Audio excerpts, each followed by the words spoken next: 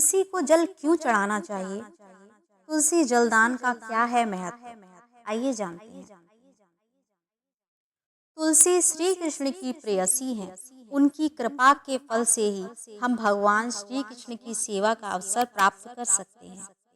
तुलसी देवी के संबंध में कहा गया है, तुलसी के दर्शन मात्र से ही संपूर्ण पाप नष्ट हो जाते हैं।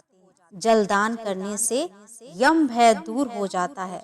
रोपण करने से यानी उनको बोने से, उनकी कृपा से कृष्ण भक्ति में वृद्धि होती है और श्री हरि के चरण में तुलसी अर्पण करने से कृष्ण प्रेम प्राप्त होता है। पद्य पुराण के सृष्टि खंड में वैष्णव श्रेष्ठ श्री महादेव अपने पुत्र कार्तिक को कहते हैं, सर्वेभ्य पत्र पुष्पेभ्य सत्यमा तुलसी शिवा सर्व काम प्रदत्त सुतधा वैष्णवी विष्णु सुख प्रिया। इसका अर्थ है, समस्त पत्र और पुष्प में तुलसी सर्वश्रेष्ठ है। तुलसी सर्व कामना प्रदान करने वाली, मंगलमय, श्रुधा, सुख्या, वैष्णवी, विष्णु प्रेयसी एवं सभी लोकों में परम सुभाय है। भगवान शिव कहते हैं, यो मंजरी दलरे तुलस्या विष्णु मर्तिये तस्या पुण्य फलम कार्तितुम नैव शक्यते तत्र केशव सानिध्य यात्रस्ति तुलसी वनम तत्रा ब्रह्म च कमला सर्व देवगणे। श्लोक का अर्थ है, हे कार्तिक, जो व्यक्ति भक्ति भाव से प्रतिदिन तुलसी मंजरी अर्पण कर भगवान श्री हरि की आराधना करता है, यहाँ तक कि मैं भी उसके पुण्य का वर्णन करने में अक्षम हूँ। जहाँ भी तुलसी का वन होता है, भगवान श्री गोविंद वहीं वास करते हैं और भगवान गोविंद की सेवा के लिए लक्ष्मी, ब्रह्मा और सारे देवता वहीं वास करते हैं।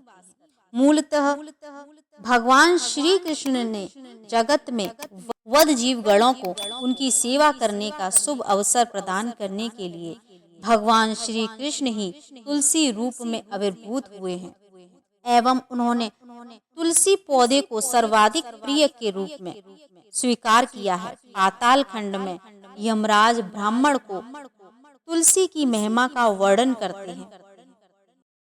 वैशाख में तुलसी पत्र द्वारा श्री हरि की सेवा के प्रसंग में वह कहते हैं कि जो व्यक्ति संपूर्ण वैशाख मास में अनन्य भक्ति भाव से तुलसी द्वारा त्रिसंध्या भगवान श्री कृष्ण की अर्चना करता है, उस व्यक्ति का और पुनर्जन्म नहीं होता।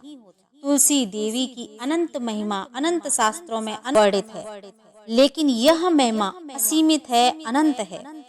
ब्रह्म वैवर्त पुराण में प्रकृति खंड में ऐसा वर्णन है, शिरोधार्य च सर्वे सामीप सताम विश्व पावनी जीवन मुक्ता मुक्तिदायिनी चा भजे ताम हरि भक्ति दान। श्लोक का अर्थ है, जो सबके शिरोधार्य है, उपास्या है, जीवन मुक्ता है, मुक्तिदायिनी है और श्री हरि की भक्ति प्रदान करने वाली है, वह समस्त विश्व को पवित्र करने वाली है। ऐसी समस्त विश्व को पवित्र करने वाली विश्व पावनी तुलसी देवी को मैं सादर प्रणाम करता हूँ।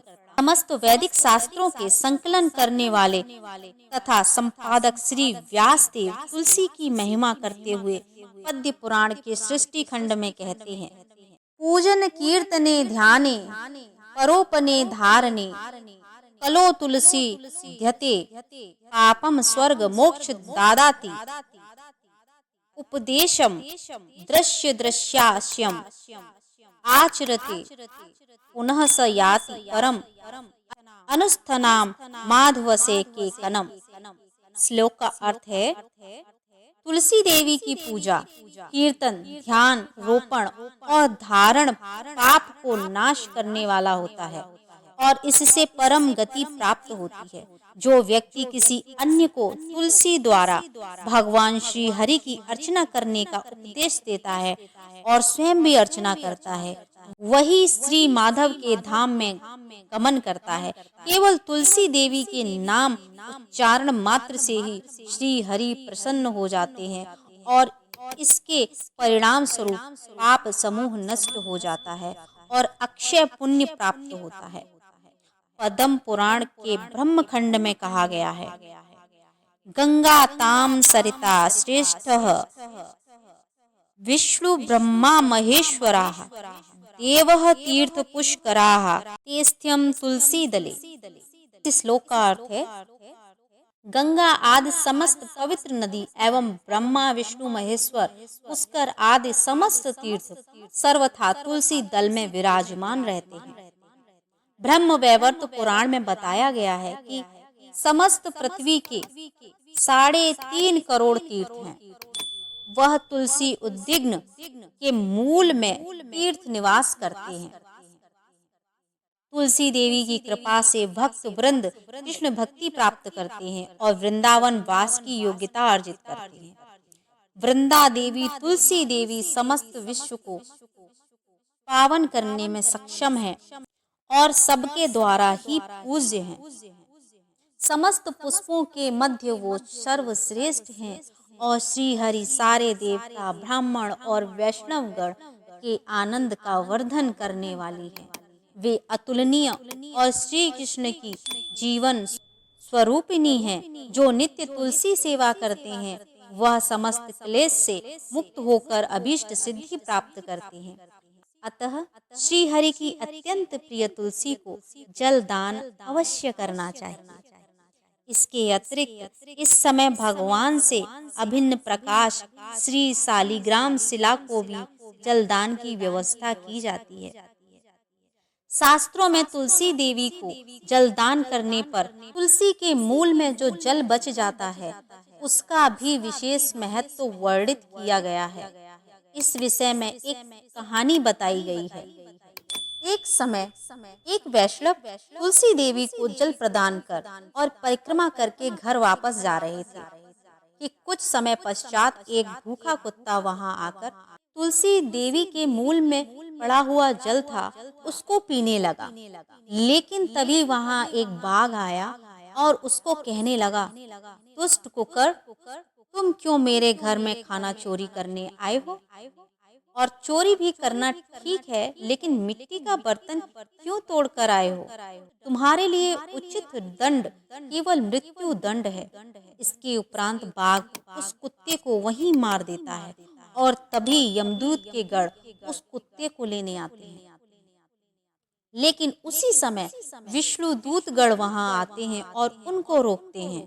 कहते हैं, यह कुत्ता पूर्व जन्म में जघन्य पाप करने के कारण नाना प्रकार के दंड पाने के योग्य हो गया था, लेकिन केवल तुलसी के पौधे के मूल में पड़े जल का पान करने के फल से उसका समस्त पाप नष्ट हो चुका है।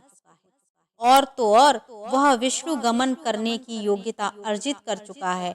अतः वह कुत्ता सुंदर रूप को प्राप्त करता है और वैकुंठ के दूत गणों के साथ भगवत धाम गमन करता है। जगत जीवों की कृपा करने के उद्देश्य से ही भगवान की अतरंग शक्ति श्रीमती राधा रानी का प्रकाश वृंदा तुलसी देवी के रूप में इस जगत में प्रकट हुआ है। उसी प्रकार भगवान श्री हरि भी बुद्धि जीवों को माया के बंधन से मुक्त करने के लिए विचित्र लीला के माध्यम से अपने अभिन्न स्वरूप शालिग्राम शिला रूप में प्रकाशित हुए हैं। चारों वेदों के अध्ययन से लोगों को जो फल प्राप्त होता है, केवल शालिग्राम शिला की अर्चना करने मात्र से वह पूर्ण फल प्राप्त किया जाना संभव है।